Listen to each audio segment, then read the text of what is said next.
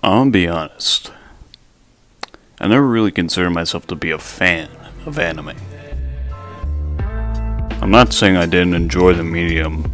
There are plenty of Japanese anime works I hold in high regard, such as Evangelion, Cowboy Bebop, and Studio Ghibli's entire library. But I've always seen these as relics of a bygone era. Modern animes, to me at least, have failed to capture the magic that the old ones have. So when I saw that the game Cyberpunk 2077 was getting an anime adaptation, I was like, Cyberpunk?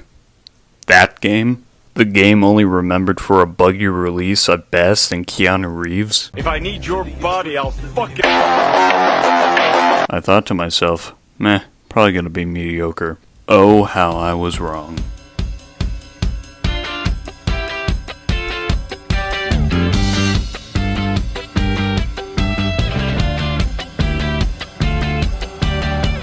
Edgerunners is one of those shows that you have to see in order to appreciate it. This show is so bombastic, so thought-provoking, and so batshit insane, to the point where analyzing it might as well turn you cyber psycho as well. But I'm gonna attempt to anyway.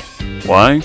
I don't know, I just wanted to make this video. Also, spoiler warning for the entire show. I'm gonna be going over major plot details, so you definitely need to watch the show before watching this video.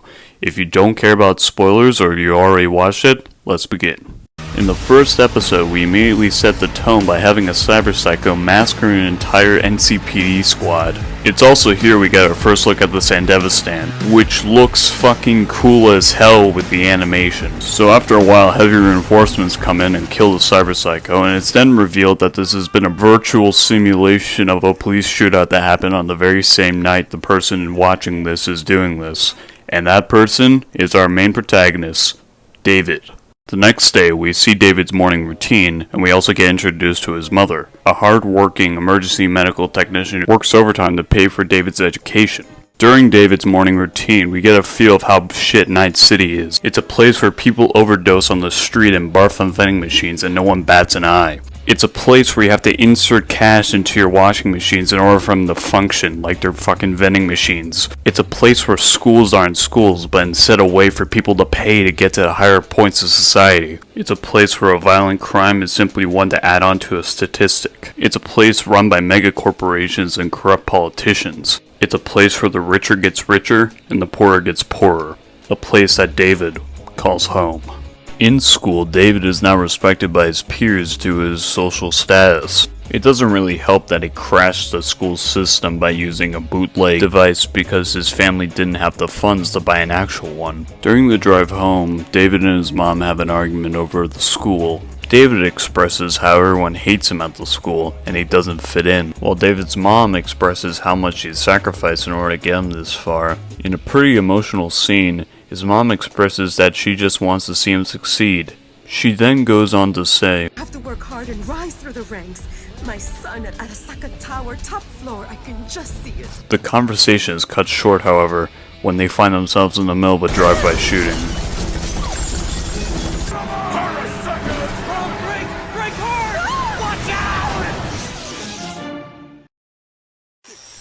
When David comes to, he sees his mother lying on the pavement, motionless. In no time, trauma team arrives to tend to the injured. However, they don't tend to them as they're not subscribed to the plan, and so they leave David's mother for dead.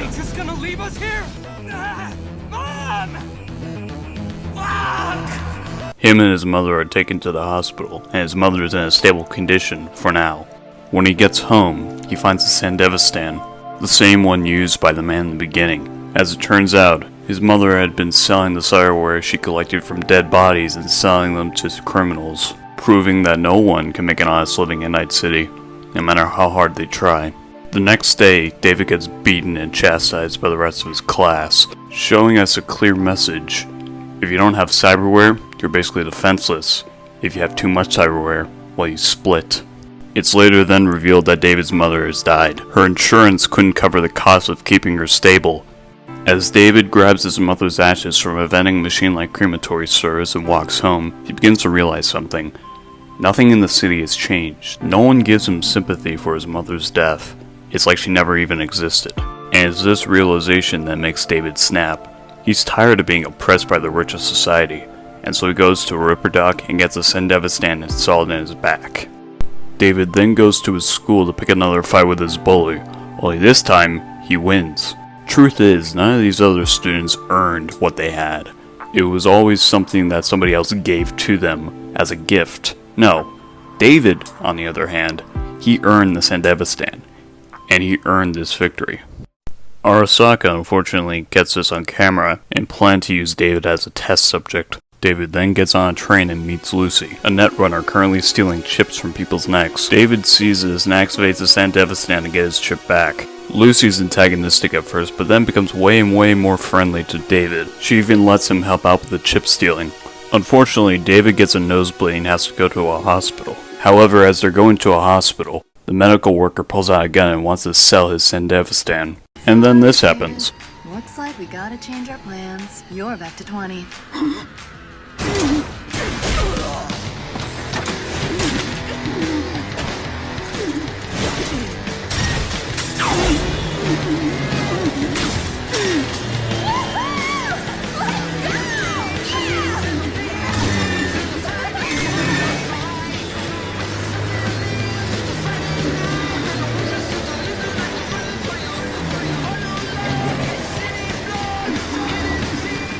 Did I mention this show is batshit insane yet? They then head to the Ripper Dock from before, and he tells them that if he keeps using the Sendevistan more than 3 times a day, he'll fry his brain. They head back to Lucy's apartment, and Lucy tells David about her dream to go to the moon. They then enter a brain dance and go to the moon virtually.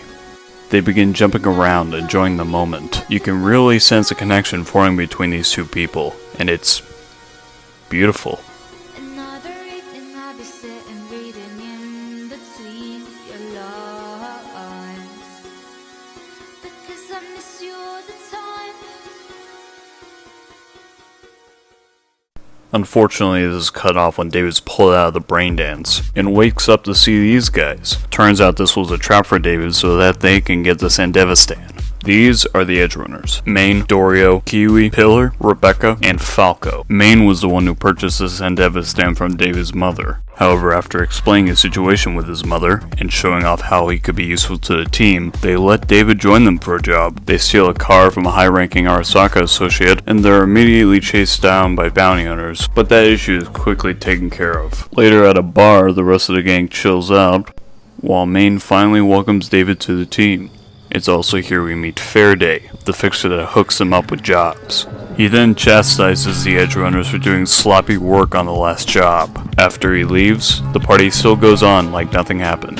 The next day, David is met at gunpoint by Rebecca as he tries to deliver a package to Pillar. It's also here we learn that Pillar and Rebecca are brother and sister. After that is a montage of the Edgerunners doing shit and generally bonding with each other. You begin to think, as an audience member, that he's found his home, that nothing else can go wrong. And then this happens.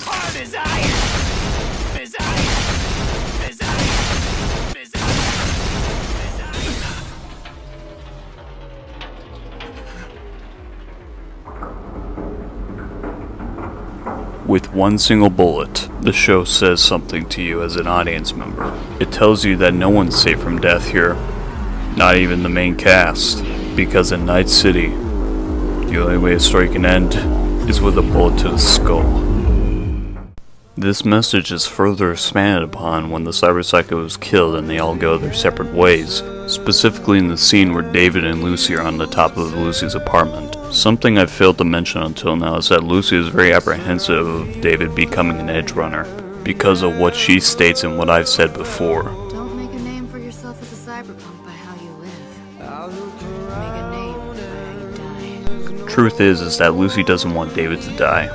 To Lucy, David makes her feel complete, and to lose David would return her to a life of loneliness. Lucy wants to spend that time on the moon with David. She wants to live a long and happy life with him. And all it takes is for David to say that they're both going to the moon for her to drop her tough facade and, well...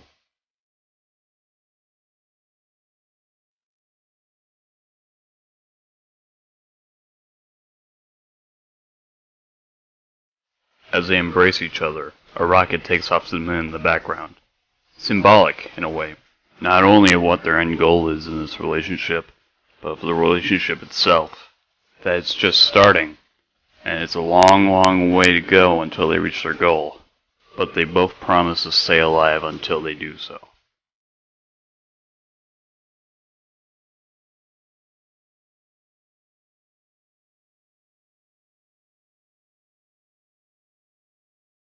Anyway, after that night, the gang planned to lure a high-ranking Arasaka member into a trap by using a local braindance producer named JK. However, the plan backfires and JK captures David.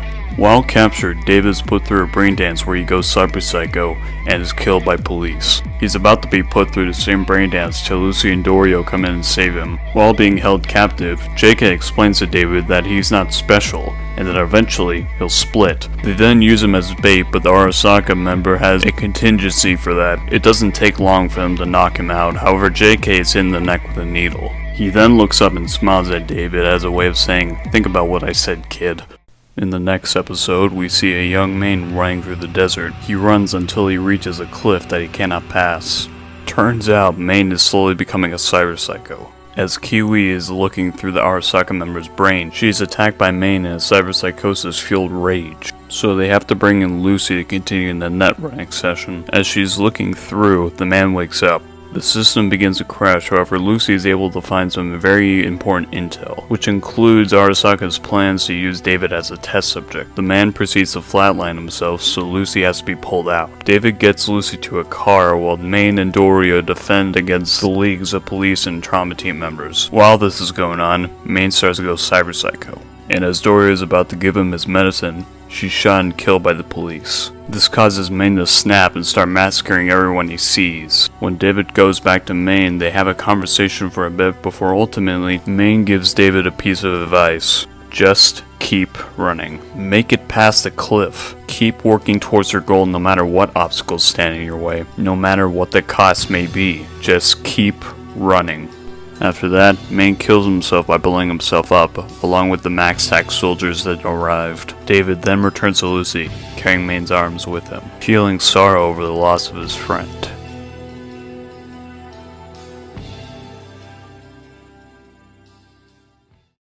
Cut to an undetermined amount of time. David is now the leader of the Edgerunners, and has modified his body to the point of no return, in a way to honor Maine's dying wish. However, he also experiences the same problems Maine did, and starts to slip into cyberpsychosis, leading him to need to take military-grade drugs. He still mourns over his mother's death, and he wants to make her and Maine's wishes for him come true. We also hear the story of how Lucy was groomed as a child to become a netrunner for Arasaka. However, she and she alone escapes without getting killed. Along with this, she also starts to kill Arasaka netrunners who have information on David. After a couple episodes, the two of them begin to argue about David's cyberpsychosis, as well as how Lucy is keeping secrets from David, specifically Arasaka's plans to use him as a guinea pig. This conversation is honestly heartbreaking for me and for many other people who watch this show. To see a relationship like this start to break apart is honestly sad, especially with these characters, because they do care about each other. They both want each other to be happy. They're just worried about each other. The conversation is cut short, however, when Lucy has to deal with another netrunner. However, it's a trap, one set up by Arasaka to catch her. It's then revealed that Kiwi and Faraday are working with Arasaka, and are setting up a trap for David. The trap is that David and the gang are sent after an Arasaka transport vehicle that carries the machine that David is going to be tested using. The cyber skeleton. Once there, Militech is called in to go after him. After that, Faraday tricks David by using Lucy's voice to tell him to get in the cyber skeleton, lest everyone dies. David complies, however Lucy escapes and tells David what's really going on, before getting captured again. Hearing about this information causes David to snap, and massacre all the Militech soldiers with extreme prejudice. At this point, David's bordering on cyberpsychosis, and is using his medicine more and more often, however the medicine's running out fast. The gang, comprising of Rebecca, Falco, and David, then head to Arasaka for one final showdown. Along the way, David starts to have the same hallucinations Maine once did. He's starting to go off the deep end, is even talking to his dead mother, telling her that he'll make her proud, and climb up to the very top of Arasaka Tower. It's also here that Kiwi gets betrayed by Faraday. Before she dies, she gives the coordinates to the rest of the crew in an act of redemption. We then cut to David on top of Arasaka Tower, on a more literal meaning. We begin to think, is this really what David's mother would have wanted? To see her son go into a gang and become a killing machine? Fact is, in trying to accomplish his mother's goal for him, he ends up doing the exact opposite. But David is too far gone to see that, as he injects his last syringe full of drugs and goes down to kill Faraday, and more importantly, save Lucy. It's here we also get to see one of our first looks at Adam Smasher. After Faraday is mortally wounded by David, Trauma Team is quickly called to pick him up. This then reminds David of his mother. The idea that Trauma Team would leave his mother and him to die while save this sorry excuse of a man causes him to snap, grab Lucy, and massacre the Trauma Team members. As David and Lucy are shot off the building with one of Adam Smasher's rockets, Lucy desperately tries to get David out of his cyberpsychosis-fueled state, and miraculously, she ends up doing that. It's here that I have to mention that David hasn't really had his own goals this entire time, only the goals that other people have placed on him, like his mother and Maine. And he was so busy with those that he forgot one goal that he did promise to do: get Lucy to the moon, no matter what the cost may be, even if it's his life. Sure, it might be a goal to accomplish somebody else's goals, but it's a goal nonetheless. A goal he can call his own. Then David lands and reunites with the rest of the crew, and you begin to think, maybe, just maybe, this will be a happy ending after all. I mean, everything is falling into place. Faraday is dead, and they have Lucy. Surely everything is going to turn out at least a little positive. But then you remember something. This is Night City. There are no happy endings. We're having a moment here! Fuck down! Fuck down! Fuck down!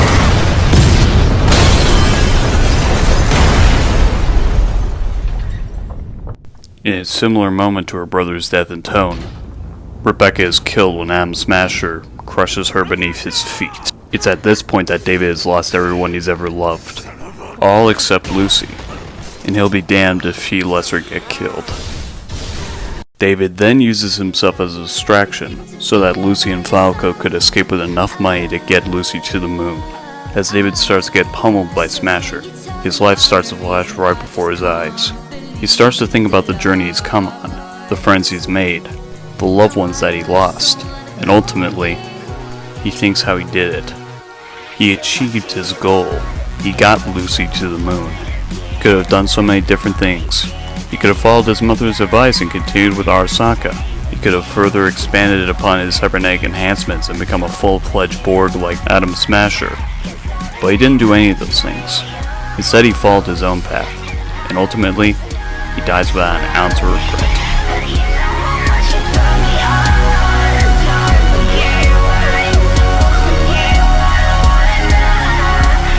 We then cut to the moon sometime later. We see that Lucy has accomplished her dream. She made it. But at what cost, she wonders. As she slowly walks to a familiar-looking crater, we begin to realize that she's dove into that deep, sorrowing loneliness that she once felt.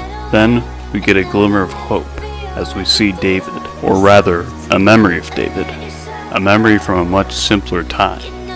The British graffiti artist Banksy often remarked about the second death, or the last time somebody mentions or remembers your name. If we are to think about death that way, David isn't dead. Sure, he might be physically, but he lives on in the memories of those who loved him, and those who watch this show, and I have a feeling that none of us are going to be forgetting David anytime soon. So what do you want?